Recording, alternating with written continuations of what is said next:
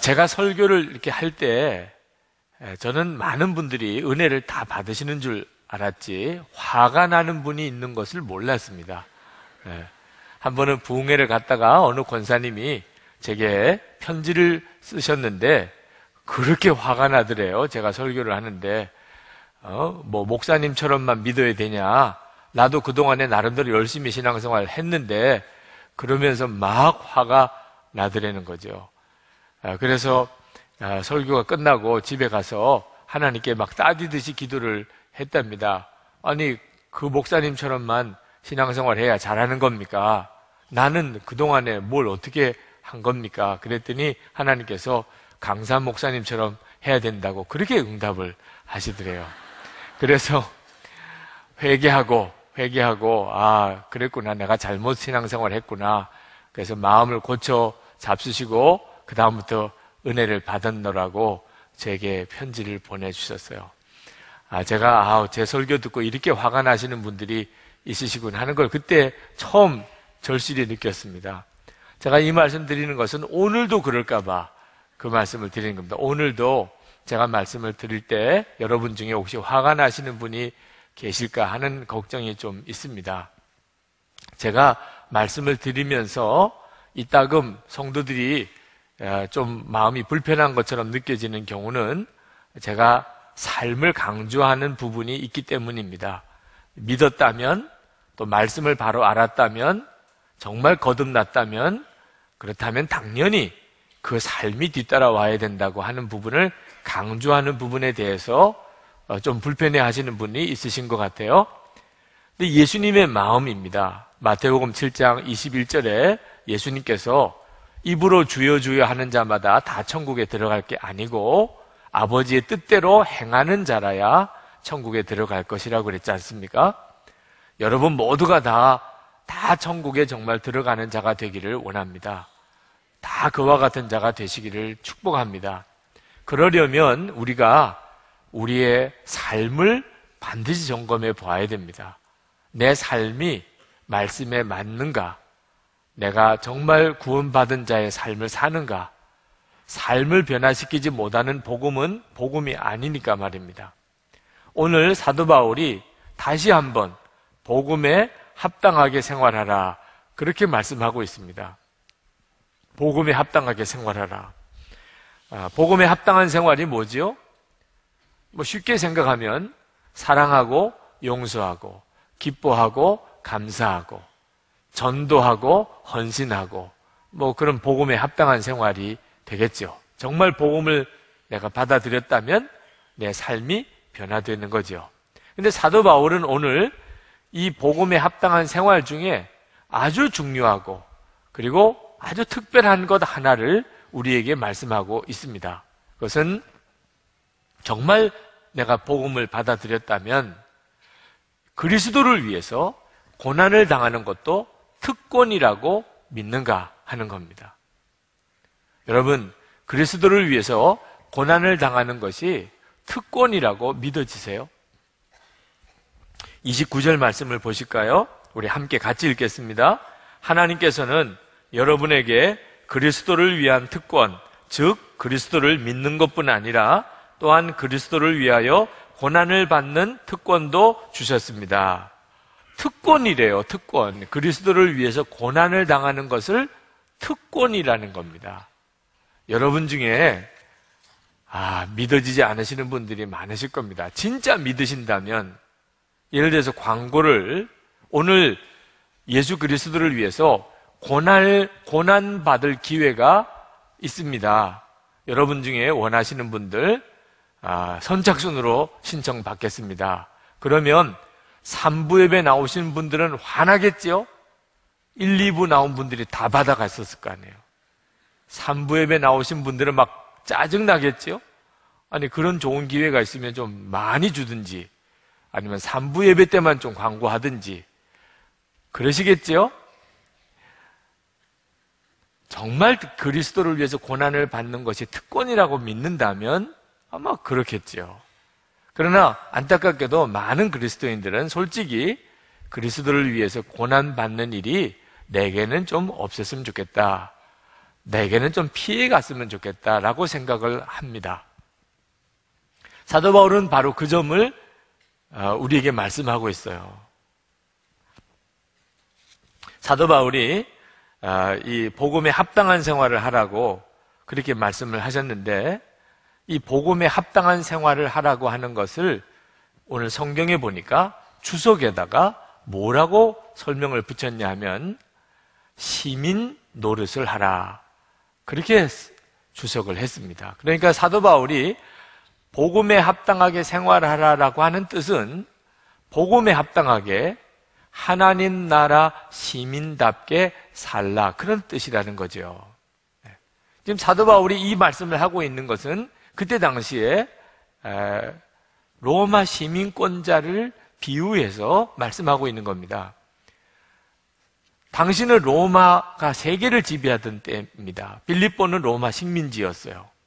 로마 시민권자는 대단한 자부심을 가지고 있었고, 그들은 로마의 풍습을 따라 살았고, 로마의 보호를 받았고, 모든 특혜를 다 누리고 살았습니다. 그들은 로마 시민이 아닌 사람을 야만인이라고 생각을 했어요. 로마 시민권자의 자부심이 대단했죠. 그런데 사도 바울은 그 로마 시민권자를 생각하면서 우리는 하나님의 나라의 시민들이라는 거예요. 예수를 믿고 복음을 받아들인 사람들은 하나님 나라의 시민들입니다. 그러니까 하나님의 나라의 시민들은 로마 시민권자들이 자부심을 가지고 다른 민족과 다르게 사는 것처럼 우리도 그렇게 살아야 한다는 거예요. 여러분, 지금 우리나라에 아주 다양한 시민권을 가지고 있는 사람들이 한국에 와 있습니다. 일본 시민권자도 있고, 중국 시민권자도 있고, 또 네팔 시민권자도 있고, 몽골 시민권자도 있고, 다양합니다. 자, 그 외국 시민권자를 가지고 있는 사람들은 우리와 같이 살아도 다르게 살아요. 그들은 그 나라 사람들이니까. 차이가 있죠? 네. 우리는 이 세상에 살지만 하나님 나라의 시민들입니다. 그러니까 우리는 당연히 이 세상 사람과 다르게 살아요. 그런데 사도 바울은 이 시민권을 가지고 있을 때 권리도 있지만 의무도 있다는 것에 대해서 말씀하고 있습니다. 이 권리나 의무가 다 특권이에요. 여러분, 대한민국 국민이 당연히 권리가 있죠. 그러나 대한민국 국민은 의무도 같이 가지고 있습니다. 우리는 납세의 의무도 있고 국방의 의무도 있죠. 여러분, 우리가 일본이나 중국에 만약에 나라에 위기가 닥쳤을 때 우리가 그 나라에 가서 군인이 되어서 입대를 해서 그 나라를 위기 가운데서 지켜야 될 책임은 없습니다. 그러나 대한민국이 어려움을 당했다고 한다면 우리는 당연히 나라를 지키기 위해서 나가게 되죠. 아무리 어려워도 시민권자니까 그렇습니다. 얼마 전에 뉴스를 보니까 보훈처에서 그동안 37년 동안이나 6.25 전쟁 전사자 유족들에게 보상금으로 5천 원을 지불을 했다는 거예요. 짜장면 값도 안 되는 돈을 지불을 했다고 그래요. 그래서 논란이 일었죠. 자, 국가에서 6.25 전사자에게 이 정도밖에 대우를 안 해주니까 이제 나라가 만약에 전쟁이 나도 우리 입대 안 할 거죠? 우리 아들들 안 보낼 거죠? 5천 원밖에 안 주는데 보내요? 그래도 보내야죠?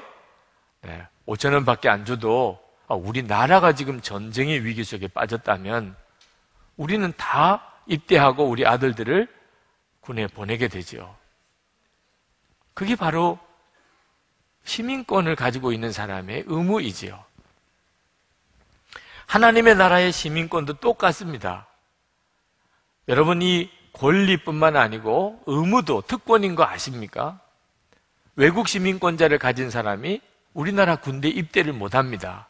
아무리 우리나라를 지키고 싶다고 해도 외국인에게는 군에 입대할 그런 자격을 주지 않습니다.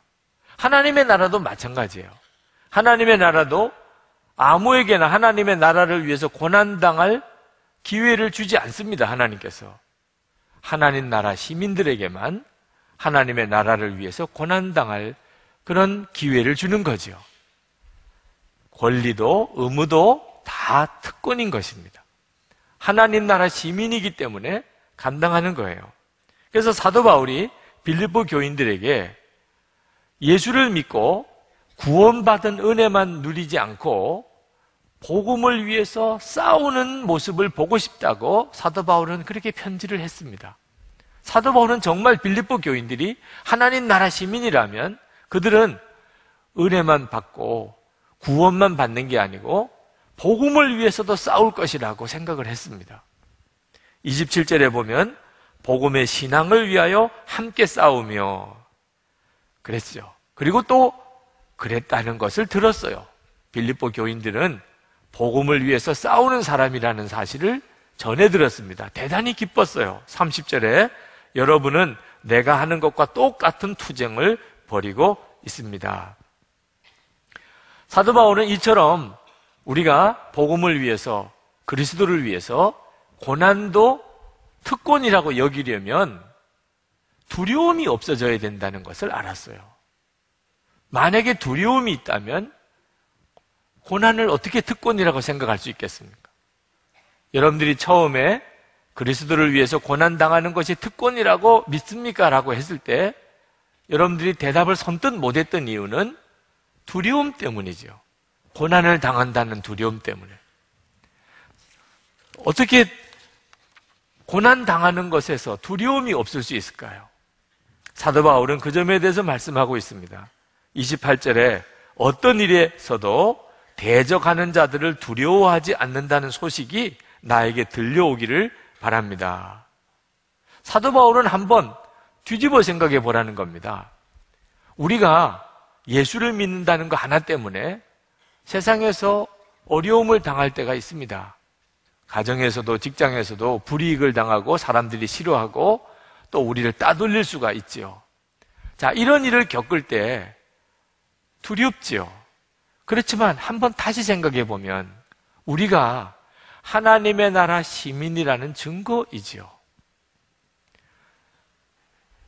지금도 어느 나라에서 외국인으로 산다는 것은 대단히 어려운 일입니다. 그렇죠? 뭐 여행을 잠깐 하는 건 몰라도 외국인으로서 그 나라에서 살아야 된다면 여러 가지 불이익이 있고 또 어려움이 많습니다. 자, 사도 바울 당시는 더 많을 것도 없었어요. 외국인으로 산다는 것은 당시에 대단히 어려운 일이었어요. 하나님의 나라의 시민이 이 세상에서는 외국인이고 나그네입니다. 그러니까 당연히 어려움을 겪는 거예요. 우리는 하나님의 나라의 시민이니까 이 세상 나라에서는 아주 따돌림을 당하는 존재가 되죠. 그러니까 이 세상에서 우리가 어려움을 겪는다면 그것은 곧 우리가 하나님의 나라의 시민이라는 증거가 되는 거죠. 우리는 구원받은 자라는 증거이지요. 또 우리를 박해하고 따돌리고 핍박하는 자가 있다면 그들은 멸망당할 자라고 하는 증거이지요. 그래서 이렇게 이야기합니다. 28절에 이것이 그들에게는 멸망의 징조이고 여러분에게는 구원의 징조입니다. 이것은 하나님께서 하시는 일입니다. 그러니까 우리가 이 세상에서 고난을 당하고 또 우리에게 대적이 있는 것은 한편 생각하면 너무나 감사한 일이라 하는 거죠. 우리가 하나님 앞에서 구원받은 자구나, 하나님 나라 시민이구나 하는 것에 대한 증거이기 때문이에요. 하나님이 그렇게 하고 계시다는 겁니다. 자, 초대교회에는 상당한 핍박이 있었어요. 그들은 예수를 믿고 구원을 받았지만 고난도 당해야 된다는 분명한 각오가 있었습니다. 그래야만 예수를 믿을 수가 있었어요.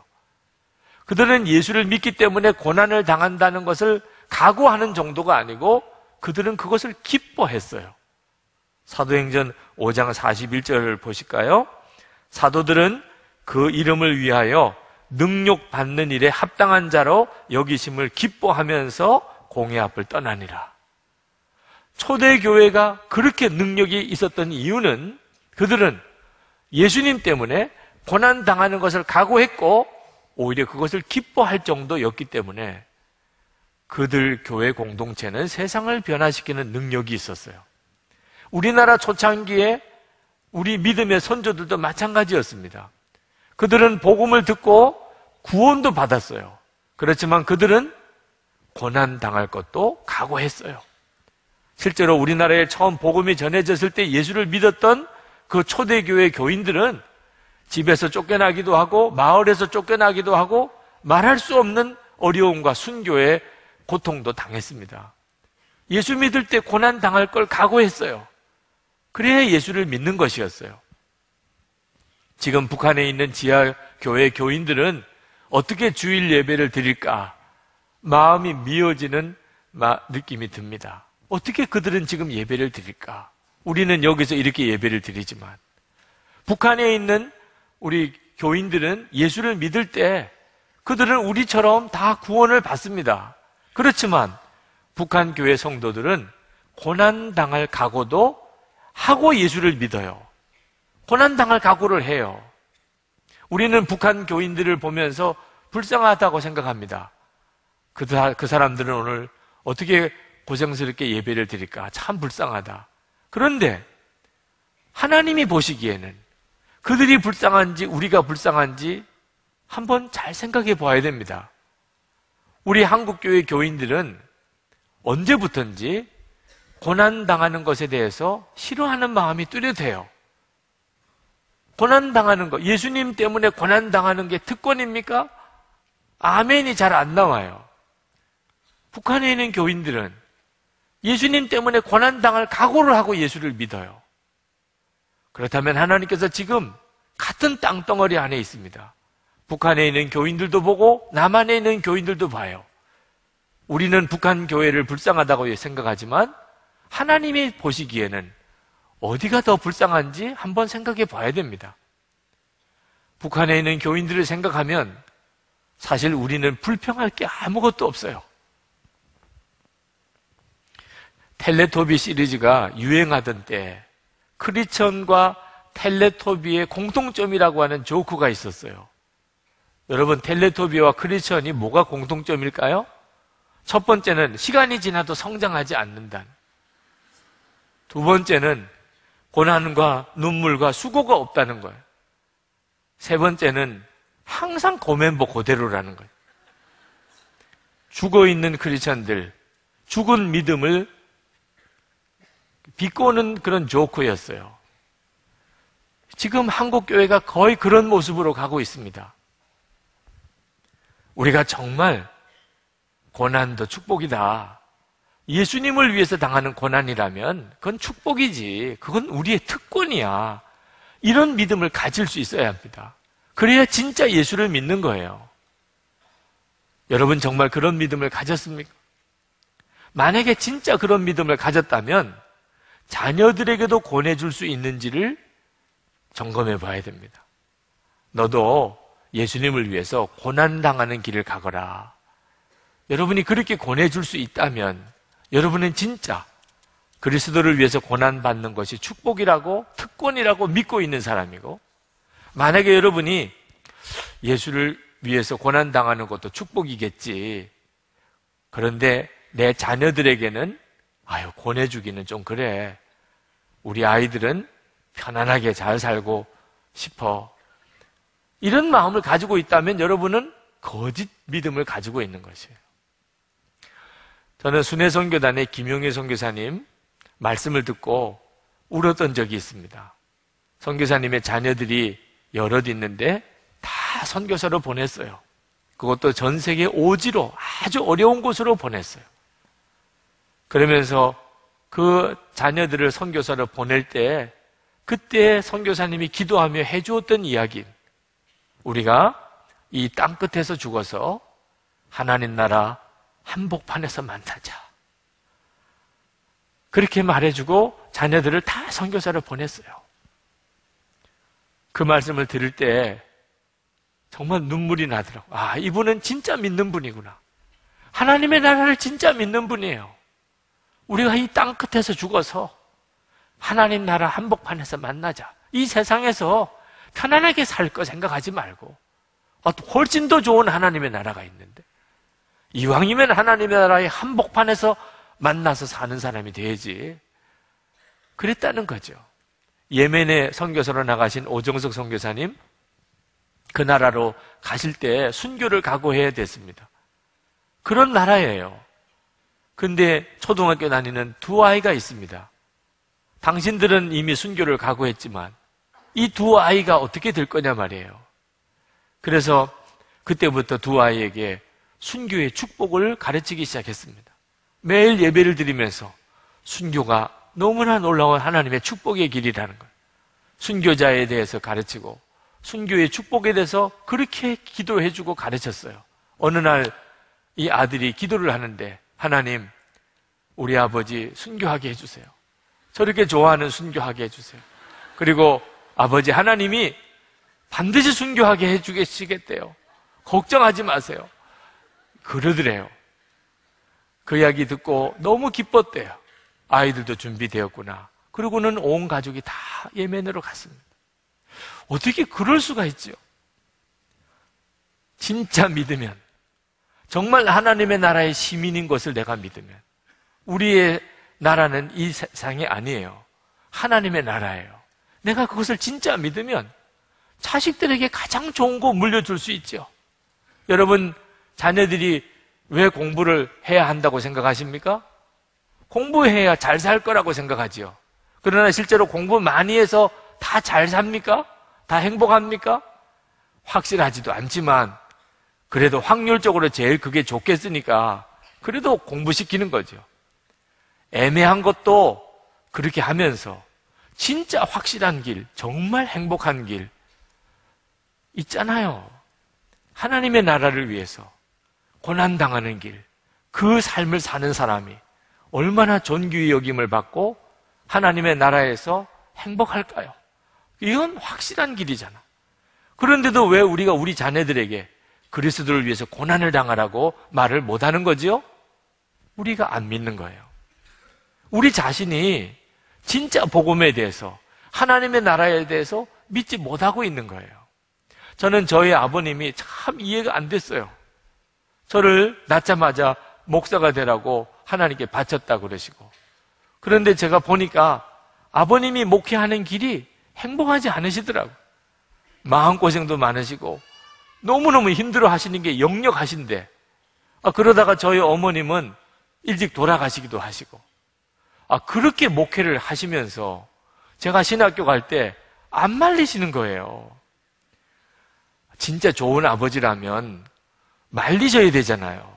우리들끼리 이야기지만 솔직히, 아니 당신이 실제로 목회를 해보니까 너무 힘들더라, 너무 고생되더라, 그러면 아들만큼은 그 길을 안 가게 해줘야 되잖아요. 그런데 신학교 갈 때 그냥 가래더라고요. 저는 끝에는 말리실 줄 알았어요. 근데 그냥 가라더라고요. 그때 아버님은 무슨 심정이었을까? 그건 정말 나중에 가서야 알았어요. 비록 당신이 힘들고 어려운 일을 하지만 이 길이 복되다고 믿으셨으니까 그랬던 거죠. 여러분, 여전히 고난이 특권이다. 그리스도를 위해서 고난당하는 것은 정말 특권이야. 이런 믿음이 안 생기신다면, 그렇다면 죄책감까지 가지실 필요는 없습니다. 아직까지 예수님을 온전히 믿으시는 건 아니에요. 그러나 여러분, 기대함을 가지실 수는 있어요. 여러분도 이제 곧 그런 믿음을 가지시게 될 것이니까. 여러분들 정말 고난이 기적이다, 고난이 축복이다, 이렇게 믿어지면 그건 기적이지 거죠. 하나님이나 하실 수 있는 일이에요. 사람이 상식적으로 누가 고난이 특권이라고 생각하겠어요. 근데 만약에 오늘 이 시간에 여러분의 마음에 고난도 특권이구나, 그리스도를 위해서 고난당하는 것은 축복이구나, 이렇게 믿어진다면 이건 정말 기적인 거죠. 주님이 오늘 이 시간 여러분 가운데 그런 역사를 이루시기를 원합니다. 처음에 말씀을 들을 때는 그리스도를 위한 고난이라 하더라도 나는 그런 길을 가는 것은 싫어, 이런 마음이었다 하더라도 이제 기도할 때 주여 저에게 그리스도를 위해서 고난당하는 그 놀라운 길로 나를 인도하시고 내 눈을 열어서 그 축복을 보게 해달라고, 이런 기도가 여러분 안에 나오기를 원합니다. 이것은 주님이 하시는 일이에요. 여러분이 그리스도를 위한 고난이 특권이라고 믿어지지 않는 이유는 아직도 예수님과 인격적으로 교제하고 있지 않기 때문입니다. 예수님을 인격적으로 만나지 못했기 때문이에요. 예수님을 사랑하는 마음이 아직은 없기 때문입니다. 그런데 여러분이 이제 예수님을 사랑하게 되고 주님을 인격적으로 만나게 되면 달라지게 됩니다. 주광조 장로님, 주기철 목사님의 아드님이죠. 주기철 목사님은 순교자로서 우리의 한국교회에 유명하신 분입니다. 그런데 그 아들 주광조 장로님께서 간증하실 때 아버지 주기철 목사님에 대해서 이런 이야기를 하셨어요. 한 번은 일본 고등계 형사가 집을 덮쳐서 아버지를 붙잡아 가시는데 아버지가 그 일본 형사를 피해서 바깥에 숨어 계시다가 모처럼 집에 온 바로 그날 그 정보를 알고 일본 고등계 형사가 집을 찾아온 겁니다. 그때 아버지가 얼마나 당황해하고 두려워하며 그 일본 형사에게 붙들려 가지 않으려고 숨으려고 하셨는지에 대해서 간증을 하셨어요. 그것이 주기철 목사님의 인간적인 모습이었어요. 그분은 신사참배를 거부하고 순교하신 분이지만 그분도 역시 연약한 인간이었어요. 형사에게 끌려가서 경찰서에 가서 고문을 당하는 일이 그로서 어찌 두렵지 않았겠어요. 그런 일을 실제로 겪고 또 그런 일을 당한다고 생각하면 어찌 숨지 않겠어요. 그랬던 분이었습니다. 그런 분이 어떻게 순교를 그렇게 당당하게 할 수 있었지요? 예수님이셨어요. 주기철 목사님, 그분은 연약한 인간이었지만 그분을 순교할 수 있게끔 그의 믿음을 지키고 그 길을 가게 해 주실 수 있었던 분은 예수님이셨어요. 우리에게도 마찬가지입니다. 우리가 어떻게 그리스도를 위한 고난이라고 그냥 사람의 심정으로 그걸 축복이라 특권이라고 여길 수 있을까요? 고난은 고난인 거지요. 그렇지만 우리가 예수님을 만나고 은혜의 눈이 뜨이고 나면 모든 게 다 달라지는 거 아십니까? 저는 목사가 되었을 때만 해도 하나님에게 헌신한다는 의식이 별로 없었습니다. 그냥 아버지가 목사 되라고 해서 할 수 없이 끌려가다시피 목사가 됐죠. 목사가 되고 난 다음에 제 마음에 이왕이면 목사로서 성공해야 되겠다, 그렇게 생각했어요. 제가 예수님을 인격적으로 만났을 때 가장 제게 회개가 터져 나왔던 것은 목사조차도 나의 성공의 방편으로 생각했던 것을 하나님께 정말 눈물로 회개했어요. 저는 목사직을 나 자신을 위한 성공의 방편으로 생각하고 있었던 사람이었습니다. 하나님께서 저를 다루셨어요.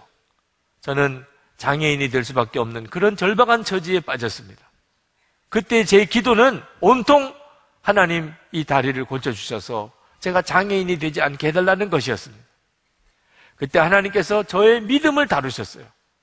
내가 정말 하나님을 믿는 자인지를 다루셨어요. 그리고 저 자신의 죄를 다 드러내 보여주셨어요. 정말 가증하고 더럽고 지옥에 갈 수밖에 없는 죄인이 저 자신이었어요. 그리고 비로소 십자가의 은혜를 알게 하셨어요. 예수님의 십자가가 아니면 용서받을 수 없는 나 자신인 것을 깨달았어요. 그리고 용서받은 것을 알았어요. 그리고 제 자신이 완전히 바뀌어버렸어요. 예수님의 십자가의 은혜를 깨닫고 주님을 인격적으로 만나고 난 다음에 기도가 달라졌어요. 오른쪽 다리를 바치겠다고 기도했어요. 제 입으로 그렇게 기도했어요. 장애인이 되는 두려움이 사라졌어요. 오히려 장애인이 되는 것이 축복이라고 느껴졌어요. 두 다리 멀쩡하니까 목사가 되고도 나는 이 교회 가고 싶어요, 저 교회 가고 싶어요, 그러는 나 자신을 보았어요. 하나님의 종이 아니잖아요. 장애인이 되면 내가 무슨 선택권이 있겠어요? 하나님이 가라고 하시면, 어디든지 오라고 하면 저에게는 그저 오직 감사밖에 없겠죠. 진짜 하나님의 종 되는 데는 차라리 장애인이 더 낫겠더라.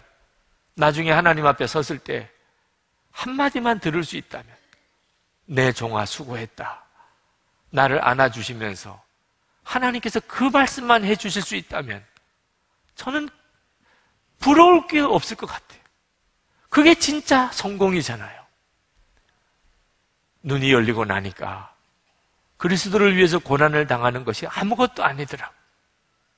그건 오히려 축복이고 나에게 주신 기회이더라고요. 성도 여러분, 예수님을 만나시면, 정말 예수님을 사랑하게 되면, 그러면 그리스도를 위해서 고난당하는 게 축복이라니까. 하나님의 나라가 내 나라가 된다니까요. 저는 목회하면서 기가 막힌 교인들을 봅니다. 교회를 자기 장사수단으로 생각하는 분들도 있어요. 교인들끼리 서로 장사수단으로, 장사하는 대상으로 보는 분들도 있어요. 돈 거래하는 대상으로 생각하는 분들도 있어요. 정말 믿음이 없어서 그렇죠. 복음의 영광을 정말 알고 하나님의 나라의 비밀을 안다면 그렇게 할 리가 없지요. 아직도 진짜를 보지 못했으니까. 그러니까 그렇게 사는 거죠. 예수님을 믿고도 힘든 거는 싫어, 어려운 거는 싫어. 아직도 몰라서 그런 거죠. 정말 믿음이 약하니까 그런 거예요. 예수님을 정말 만나고 나면 그렇게 될 리가 없는 거죠. 옛날에는 시외 전화 한번 하려고 그러면 교환수를 통해서 해야 될 때가 있었죠. 그때 시외 전화, 먼 곳에 전화하려면 정말 감도 떨어지고 통화도 제대로 하기가 어려웠던 때, 어느 목사님이 시골교회 부흥회를 인도하러 가기로 했는데 그 교회 사무원이 부흥회 주제를 알려달라고 전화를 했어요. 그 감도가 떨어지는 전화로, 목사님 부흥회 주제 본문 말씀이 뭡니까? 시편 23편 주제는 여호와는 나의 목자시니입니다. 못 알아들어요. 주제가 뭐라고요? 여호와는 나의 목자시니라고요. 여호와는 나의 목자시니, 그것뿐입니까? 나중에 목사님이 화가 나셨어요. 아니, 여호와는 나의 목자시니면 됐지, 뭐가 또 필요합니까? 소리를 질렀더니 알겠습니다 그러고 전화를 끊었어요. 부흥회를 가보니까 부흥회 주보에 뭐라고 써있냐면, 주제 여호와는 목자시니면 됐지, 뭐가 또 필요합니까? 그렇게 썼더래요. 네. 참 옛날 이야기이긴 합니다만 말씀은 맞죠. 부흥회 주제로 기가 막힌 주제죠. 여호와가 나의 목자시면 됐지, 뭐가 또 필요해요? 그죠? 예수님을 정말 알고 나면 우리 믿음이 그렇게 돼요. 뭐가 더 필요해요? 예수를 믿고 구원받아요. 그건 정말 놀라운 축복이죠. 고난도 받아요. 그것도 놀라운 축복이에요. 여러분, 우리 한국교회가 이만큼 부흥이 된 것은 고난 때문입니다. 일제 36년 6.25 사변을 거치면서 한국교회는 우리 민족의 고난의 중심에 있었어요. 고난의 중심에 있었습니다. 일제시대 항일운동에 한국교회는 중심에 있었어요. 그때 항일운동을 했던 사람들은 다 교회의 도움을 받았어요. 해외 선교사님, 해외 교회로부터, 또 우리 국내 교회, 그로 인해서 핍박 말할 수 없이 받았죠. 그러나 해방되고 난 다음에 한국교회 지도자, 한국 사회 지도층에 기독교인들이 많아지기 시작했습니다. 그들은 다 일제시대 때 독립운동을 했고 또 그 과정을 지켜보았던 사람들입니다. 교회는 좋은 것이구나. 6.25 사변을 지내면서 한국교회는 말할 수 없는 고통을 당했습니다. 공산주의를 대항하는 중심 세력이 교회였어요.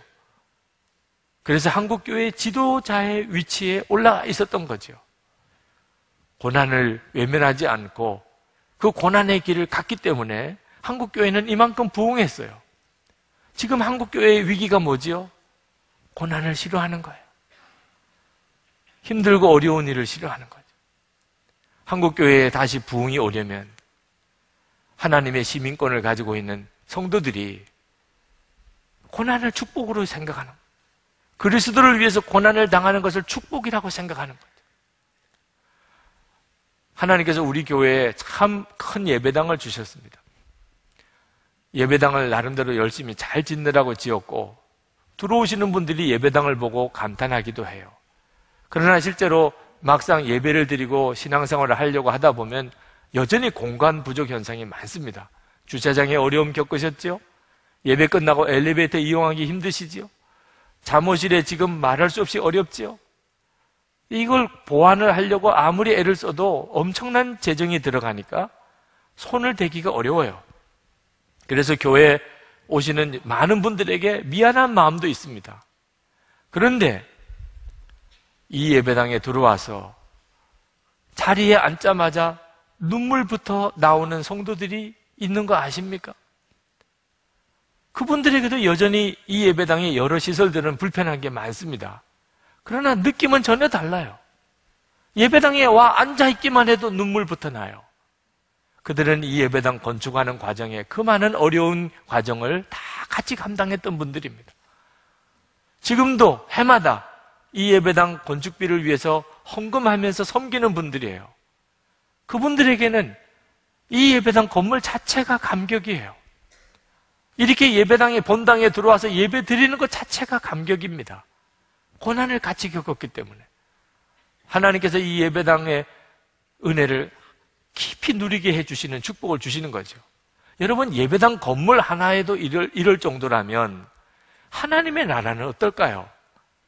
하나님의 나라는 하나님의 나라를 위해서 고난당하는 일에 대해서 아무것도 참여한 것이 없는 자에게 열려있는 곳일까요?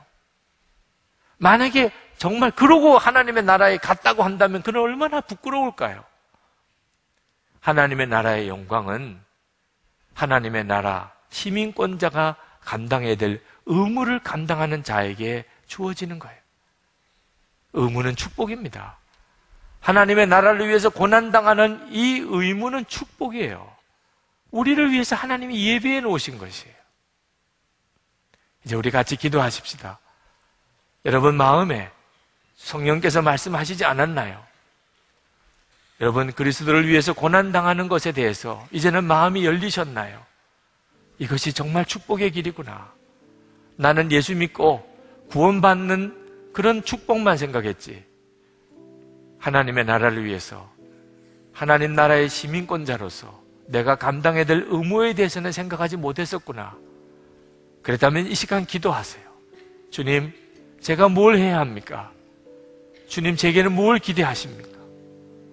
제가 감당해야 될 그리스도의 고난이 무엇입니까? 주님께 물으세요. 주님이 반드시 말씀해 주실 것입니다. 그리고 여러분들을 하나님 나라의 그 놀라운 영광을 보게 해 주실 것입니다. 통성으로 기도하겠습니다. 은혜와 사랑이 많으신 하나님, 놀라우신 하나님의 은혜를 감사합니다.